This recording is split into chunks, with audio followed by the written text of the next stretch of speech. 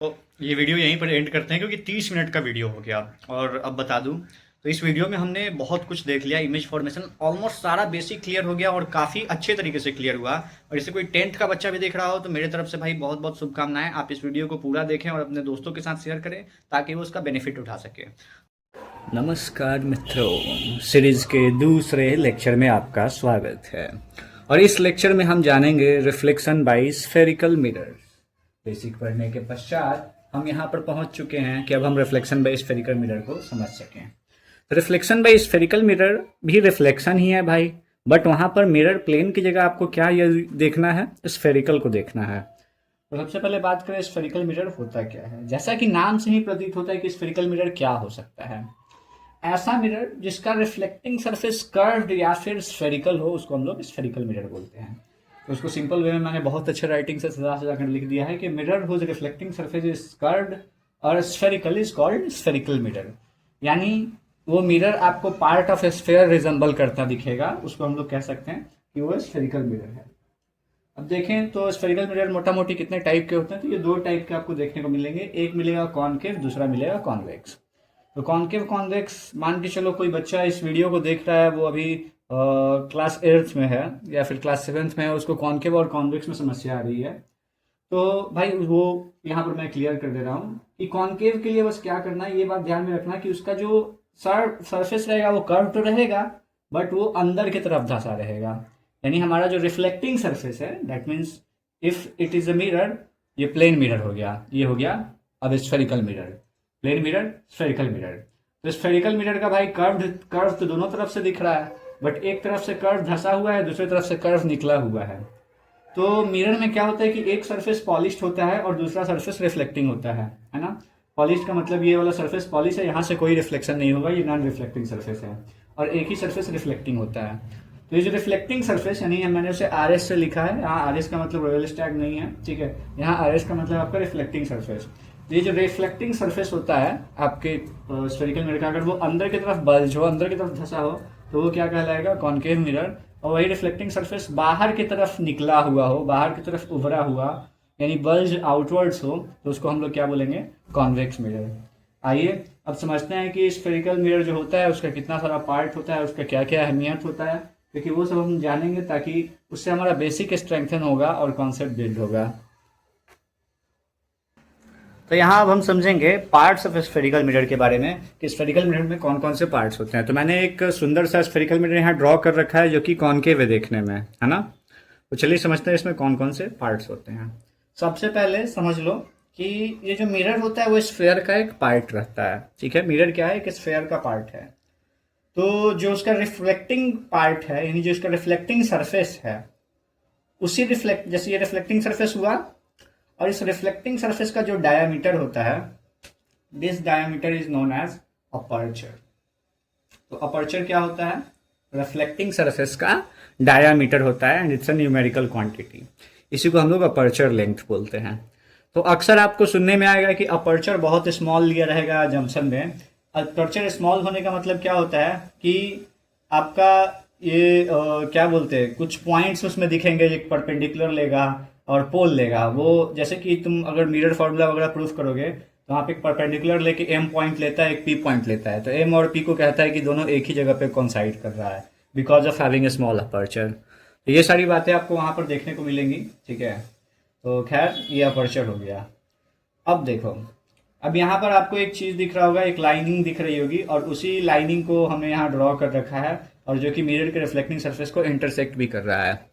This line is known as principal axis. इसको हम लोग क्या बोलते हैं, प्रिंसिपल एक्सिस। तो प्रिंसिपल एक्सिस से एक हम एक्सिस लेके चलते हैं जिसके जो एक रेफरेंस की तरह काम करता है, और इसके मदद से हम बहुत सारा काम करते हैं। एक तो हाइट मेजर करने के लिए रेफरेंस का काम है, और बहुत सारी चीज़ों में यूज़ होता है। तो इट्स अ रेफरेंस एक्सिस, ये रेफरेंस की तरह एक्ट करता है। देन उसके बाद आपको यहाँ पर एक पॉइंट दिख रहा होगा पी। इस पी को हम लोग बोलते हैं पोल, ठीक है। तो ये पोल क्या होता है, तो जहाँ पे प्रिंसिपल एक्सिस और रिफ्लेक्टिंग सरफेस इंटरसेक्ट करता है, this portion, this point is known as pole. इस पॉइंट को हम लोग क्या बोलते हैं, पोल। फिर बात आती है, यहाँ पर एक पॉइंट दिख रहा होगा एफ, और इस एफ को दिखाने के लिए हमने थोड़ी सी कलाकारी की है। यहाँ से एक लाइट रे लाया है हमने और उसके बाद फिर इसको रिफ्लेक्शन करा दिया है। ये लाइट रे इंसिडेंट हो रहा था इस पे और ये रिफ्लेक्शन कर गया, तो रिफ्लेक्ट कर गया, सॉरी यार, ठीक है। तो सबसे पहले ये देखो कि लाइट रे पैरेलल आ रहा है, यानी principal to parallel to principal axis अगर लाइट रे है तो आगे चल के रूल में पढ़ोगे तो वो क्या होता है कि रिफ्लेक्शन के बाद एक पॉइंट से क्रॉस करता है and this point is known as focus. इस पॉइंट को हम लोग क्या बोलते हैं, फोकस या फिर प्रिंसिपल फोकस।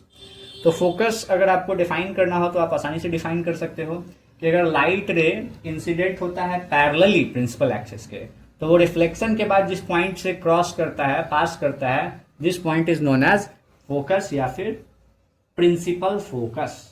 ठीक है, आप इसे एग्जाम में लिख सकते हो। ओके, अब यहां पर आपको सी मिल रहा होगा, सी एक पॉइंट मिल रहा होगा। This C point is known as centre of curvature. इस सी पॉइंट को हम क्या बोलते हैं, centre of curvature. Centre of curvature का मतलब क्या हो गया, ये जो पूरा कर्वेचर है, कर्वेचर का मतलब यहाँ कर्वेचर कौन है, कर्वेचर का मतलब यहाँ है स्फेयर, जिसका मिरर एक पार्ट है, स्फेरिकल मिरर एक पार्ट है। तो curvature means the whole sphere of which this mirror is a part, यानी कर्वेचर का मतलब स्फेयर हो गया। तो स्फेयर है तो उसका कहीं ना कहीं सेंटर लाई करता होगा, और जहां पर सेंटर लाई करता है this point is known as centre of curvature. Okay, अब ये सारी चीजें आपको पता चल गई। अब यहाँ पर दो डिस्टेंसेस दिख रहे होंगे, दो लेंथ दिख रहे होंगे, एक आर करके एक छोटा एफ करके। ये जो आर है, जैसे स्फेयर है, सर्कल है, उसमें तुम देखते हो सेंटर से बाउंड्री की जो दूरी होती है उसको हम लोग क्या बोलते हैं, रेडियस बोलते हैं। तो इन सिमिलर मैनर ये जो सेंटर ऑफ कर्वेचर है और ये जो कर्वेचर है, इसके बीच की जो डिस्टेंस है, this distance is known as radius of curvature, और इसे हम बड़े वाले यानी कैपिटल आर से डिनोट करते हैं। मैं लिख देता हूं यहाँ रेडियस ऑफ कर्वेचर। फाइन। अब यहां पर आपको एक डिस्टेंस दिख रहा होगा एफ, ठीक है, छोटा वाला एफ। तो छोटा वाला F is known as focal length, इसको हम लोग क्या बोलते हैं, फोकल लेंथ। ये क्या होता है, पोल से जो फोकस की दूरी होती है, पोल से जो प्रिंसिपल फोकस की दूरी होती है, दिस दूरी, this distance, this length is known as focal length. इसको हम लोग क्या बोलते हैं, फोकल लेंथ। ये हो गया radius of curvature, centre of curvature से पोल की दूरी, रेडियस ऑफ कर्वेचर आर से डिनोट करते हैं, है ना। और छोटा वाला एफ जो कि प्रिंसिपल फोकस से पोल की दूरी, इसको हम लोग फोकल लेंथ बोलते हैं, और किससे डिनोट करते हैं, छोटा वाला एफ से। ओके, बढ़िया। तो अब हमारी गाड़ी तीसरे महत्वपूर्ण टॉपिक की तरफ पहुंच गई है, दूसरे लेक्चर की, और वो है साइन कन्वेंशन। अगर आप इसे अच्छे से समझ जा रहे हो तो आगे चल के आपका ये बहुत ही साथ देने वाला है, कभी साथ नहीं छोड़ने वाला है। तो इसे अच्छे से समझते हैं। तो हमने उसके लिए एक स्फेरिकल मिरर फिर से ले रखा है, ठीक है, और यहाँ पर कुछ बातें हम समझेंगे। देखो, पहली बात, कन्वेंशन का मतलब होता है जो शुरू से चलता आ रहा है रीति रिवाज। तो हमारा रीति रिवाज शुरू से ये रहा है कि आप ऑब्जेक्ट को हमेशा लेफ्ट हैंड साइड पे रखोगे। ऑब्जेक्ट को कहाँ रखोगे, लेफ्ट हैंड साइड पे। तो ये रीति रिवाज चलता है कि हम लोग ऑब्जेक्ट को लेफ्ट साइड रखते हैं। और दूसरा बात, पहला रीति रिवाज समझ में आया कि ऑब्जेक्ट्स ऑन लेफ्ट। दूसरा रीति रिवाज क्या है कि जो भी डिस्टेंस आप मेजर करोगे, यानी जो भी डिस्टेंस मेजर करोगे, डिस्टेंसेस आर मेजर्ड फ्रॉम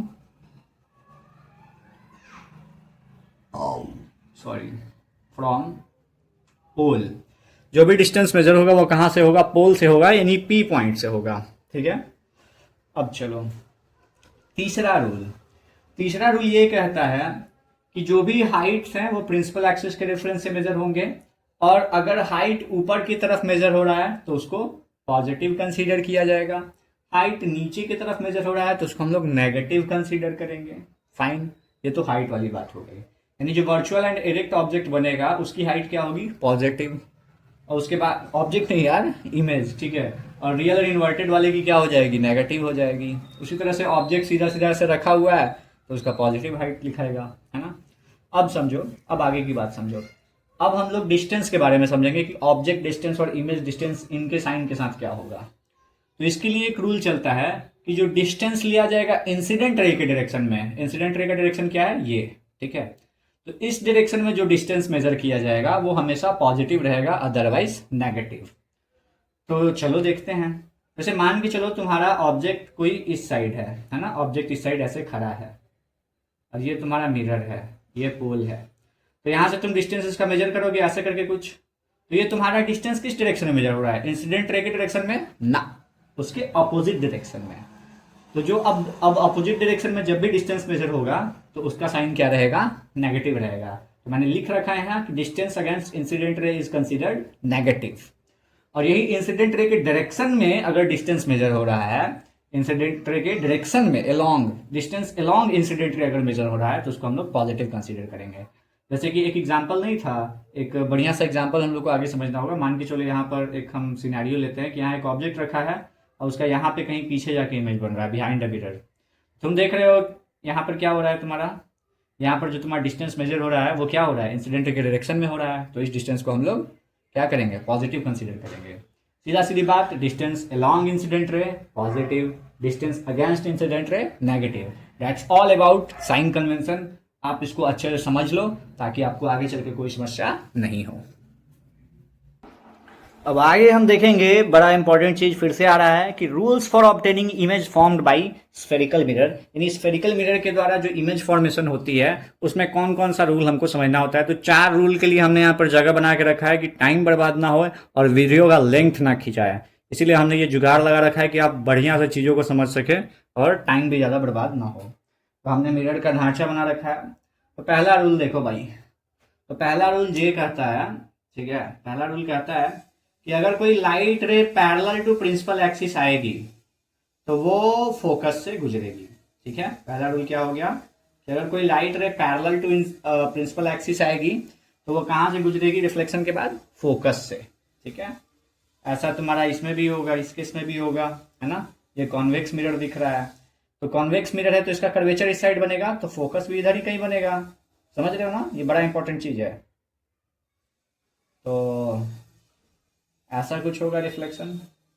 देख लो, सब कुछ आभासी होता है, इसका डॉटेड लाइन से दिखाना पड़ता है, यानी एक्चुअल में कुछ हो ही नहीं रहा है, सब आभासी लग रहा है, वर्चुअल लग रहा है। इधर से गया, इधर निकल गया, लग रहा है कि फोकस से रिफ्लेक्ट होके आ रहा है। खैर, हो रहा है सो हो रहा है। चलो अब दूसरे रूल की तरफ चले। दूसरा रूल ना तुम्हारा इसका बस समझो ऐसा है कि इन्वर्स की तरह काम करता है। ठीक है, जैसे ये कॉनकेव मिरर हो गया, ये इसका फोकस हो गया। तो लाइट रे अगर फोकस से क्रॉस करके इंसिडेंट कर रहा है, ठीक है, तो ये रिफ्लेक्शन के बाद पैरेलल हो जाएगा। सेम यहाँ पर भी वैसा ही होने वाला है। ठीक है, ओके यार, बीच में बोर्ड सब हाथ से लग के गिर गया था। चलो अब देखते हैं। तो चलो, इसका फोकस इधर साइड कहीं होगा, लाइट रे ऐसे इंसिडेंट हो रहा है कहीं से। ठीक है, ये फोकस पे हो रहा है, ये रिफ्लेक्शन के बाद क्या होगा? ऐसे पैरेलल हो जाना है। फाइन, चलो तीसरा रूल देखते हैं। तीसरा रूल बड़ा ही बढ़िया है। ठीक है, ये फोकस है, ये सेंटर ऑफ कर्वेचर है। तो लाइट रे अगर सेंटर ऑफ कर्वेचर को क्रॉस करके जाता है तो ये वापस से अपने पाथ को रिट्रेस कर लेता है। तो यहाँ भी वैसा ही होगा। है जी, बिल्कुल होगा जी, बढ़िया जी बढ़िया। चलो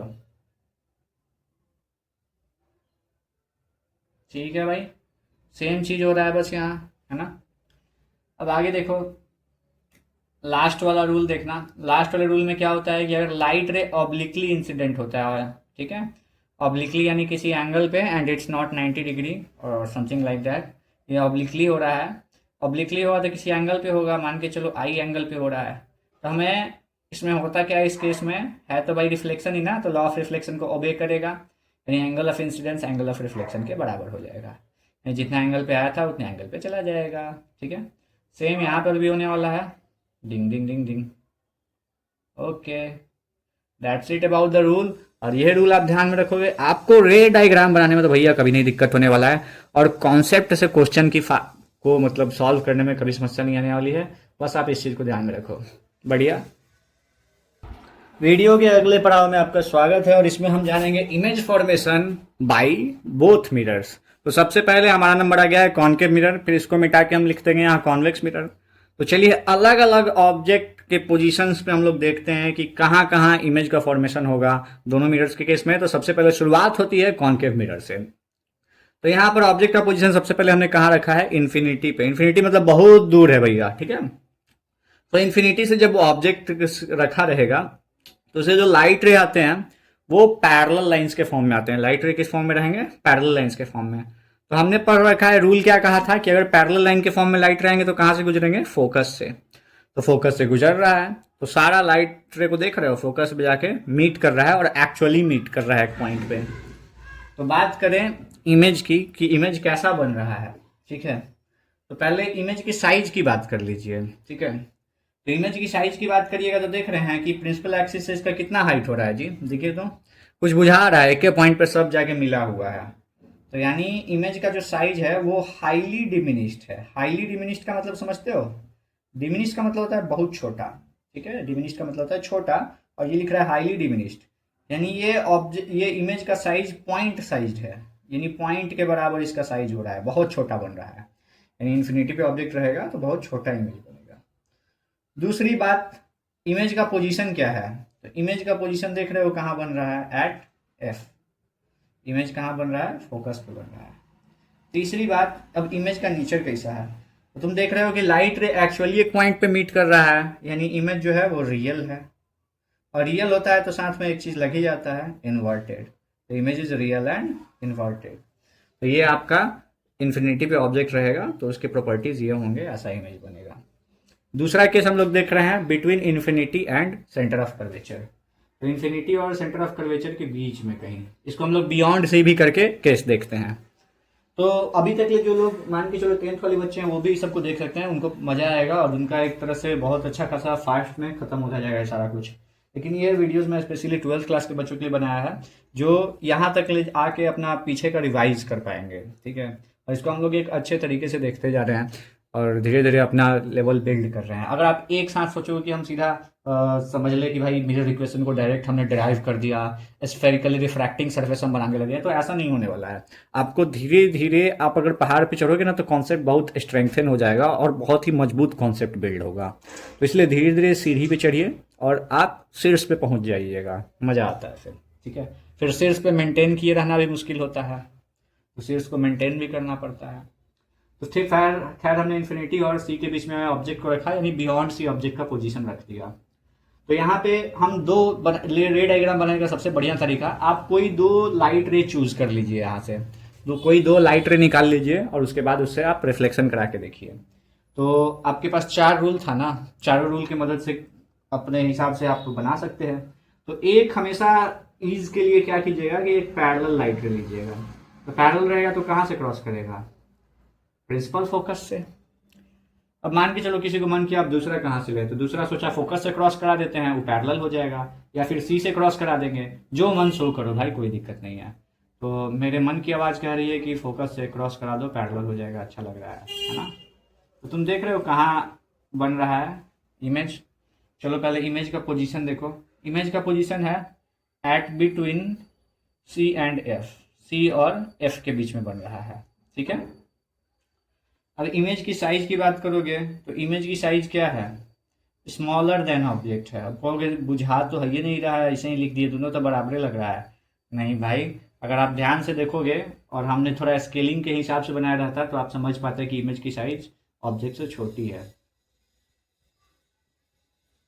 तीसरी बात, अब नेचर की बात करें तो लाइट रे भाई रिफ्लेक्शन के बाद इस पॉइंट पे जाके एक्चुअली मीट कर रहा है ना, तो रियल होगा ही, और इन्वर्टेड तुमको दिख ही रहा है, उल्टा इमेज बन रहा है, तो ये क्या हो गया? रियल एंड इन्वर्टेड हो गया।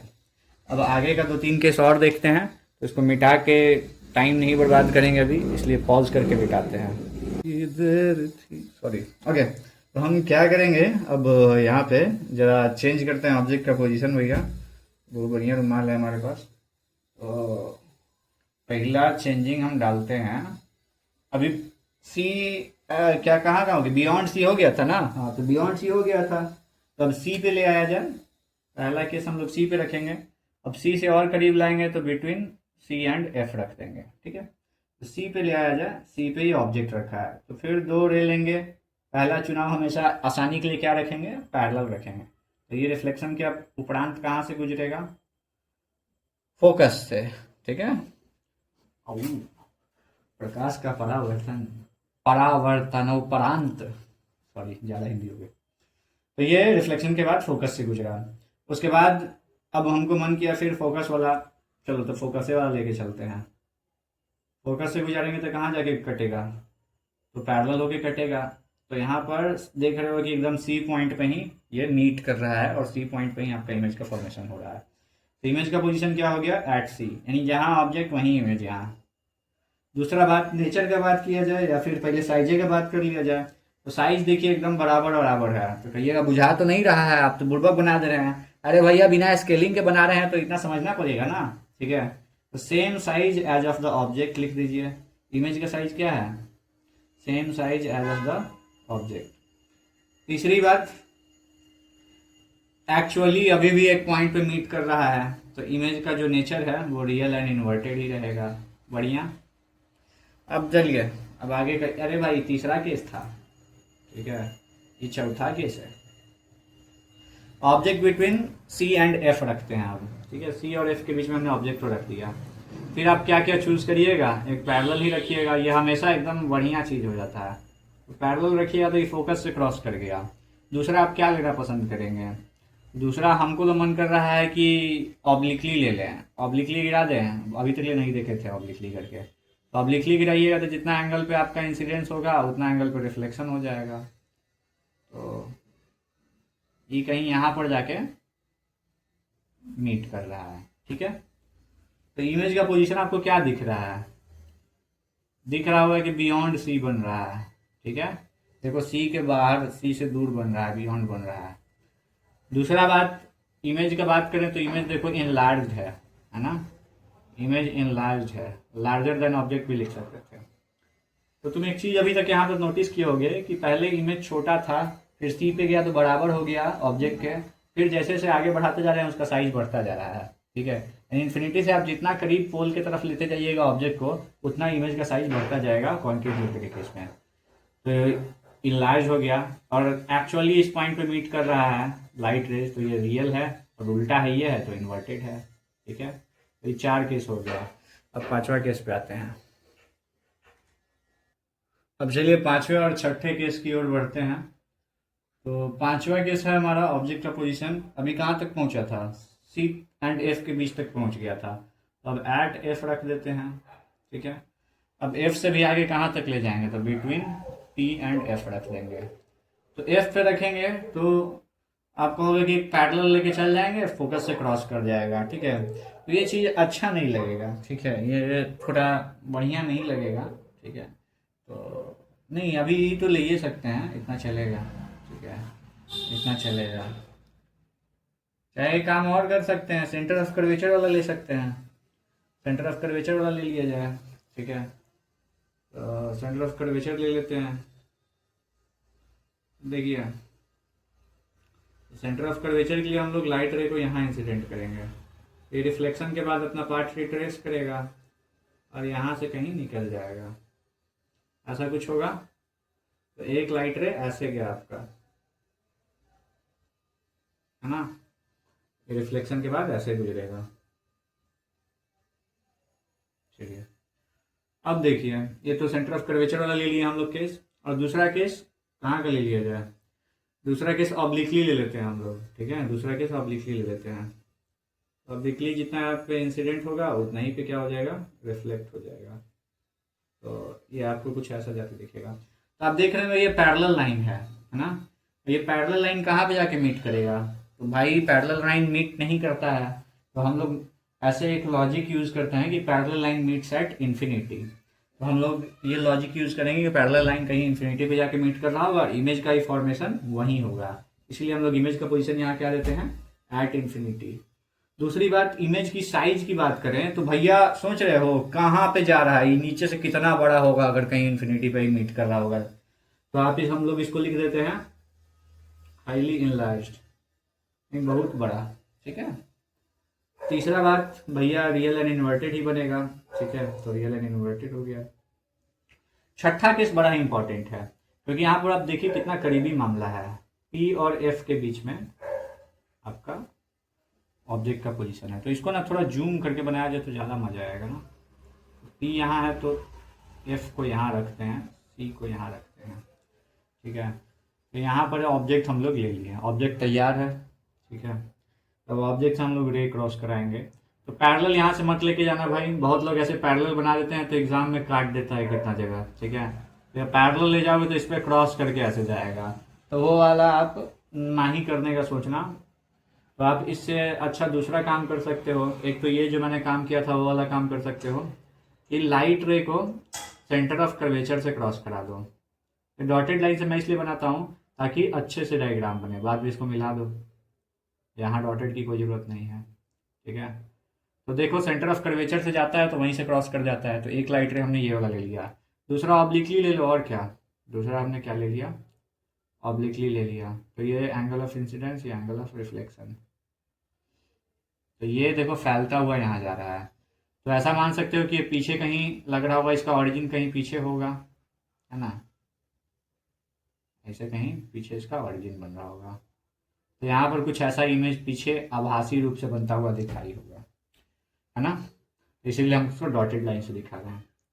तो पहला बात, इसका अगर कोई पोजीशन पूछे कि कहाँ पर इमेज बन रहा है तो आप लिखेंगे बिहाइंड द मिरर। कहाँ बन रहा है, तो बिहाइंड द मिरर। अब साइज की बात करें तो साइज भाई लार्ज ही है, बड़ा तो बना ही है। तीसरी बात, नेचर की बात करें तो वर्चुअल है भाई, आभासी है और सीधा भी है, तो लिखेंगे वर्चुअल एंड डायरेक्ट। ये लास्ट वाला केस ज़रा सा इंपॉर्टेंट है। एक ही केस होता है कॉन्केव मिरर के केस में जहाँ पर आपका इमेज वर्चुअल एंड डायरेक्ट बनता है, और ये होता है पी एंड एफ के बीच में ऑब्जेक्ट को रखने पे। ये 10th क्लास के बोर्ड एग्जाम में एक्चुअली ये क्वेश्चन बहुत बार आ चुका है, जिसमें पूछा है कि ऐसा केस बताइए जब कॉन्केव मिरर में आपका image position image virtual image बनता है, कौन से केस में, उसका रे डायग्राम बना के दिखाइए प्रॉपरली और सारा कुछ करके दिखाइए। तो ये question class 10th CBSE board exam में आ चुका है, तो ये बड़ा इंपॉर्टेंट है। तो जो भी आपने देखा और समझ में आया हो तो मज़ा आया होगा, तो अभी से सब्सक्राइब करके शेयर वेयर करने का काम कर दीजिए, और वीडियो में भी बने रहिए, काहे कि भी कॉन्वेक्स मिरर का हम लोग को केस देखना है, लेकिन वो तुरंत ही खत्म हो जाएगा। तो चलिए देखते हैं। इमेज फॉर्मेशन के दूसरे पड़ाव की ओर बढ़ते हुए अब हम देखेंगे image formation by convex mirror. तो कॉन्वेक्स मिरर की मदद से कैसे इमेज फॉर्मेशन होता है, तो ये बड़ा ही सिंपल सा है भाई, ठीक है, बहुत सीधा साधा है। इसमें बस 2 ही केस होते हैं, कोई ताम हम नहीं है, वहां की तरह 6 केसेस नहीं दिखेंगे। पहला केस होता है तब जब आप ऑब्जेक्ट को रखोगे इन्फिनिटी पे। इन्फिनिटी पे ऑब्जेक्ट को रखोगे तो भैया रेज कैसे आएंगे, पैरेलल ही ना आएंगे, हाँ भाई, पैरेलल आ रहे भाई।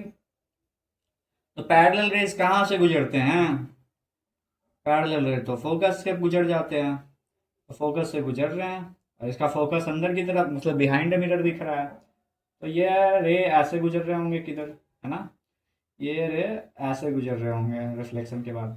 तो ये देख रहे हो सारे जाके कहाँ मिल रहे हैं, फोकस में मिल रहे हैं। तो यहाँ पर इमेज का पोजीशन क्या मिलेगा, एट एफ।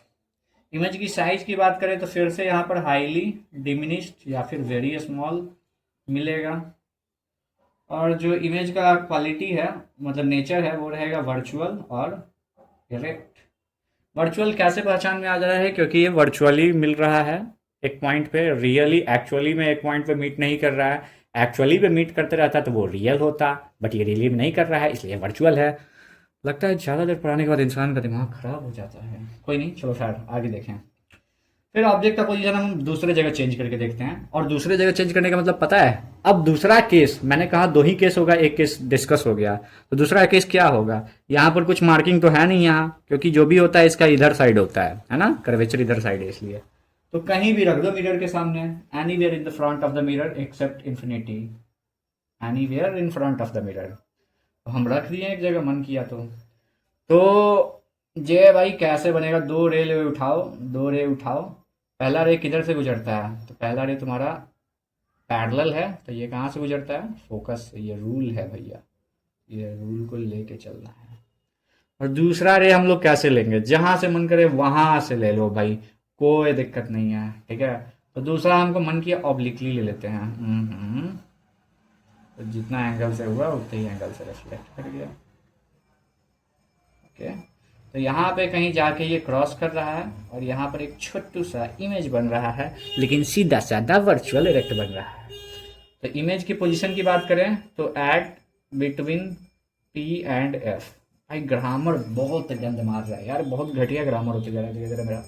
कोई बात नहीं, यहाँ ग्रामर की क्लास तो नहीं हो रही, यहाँ फिजिक्स की क्लास हो रही है, वो समझ में आनी चाहिए, ठीक है।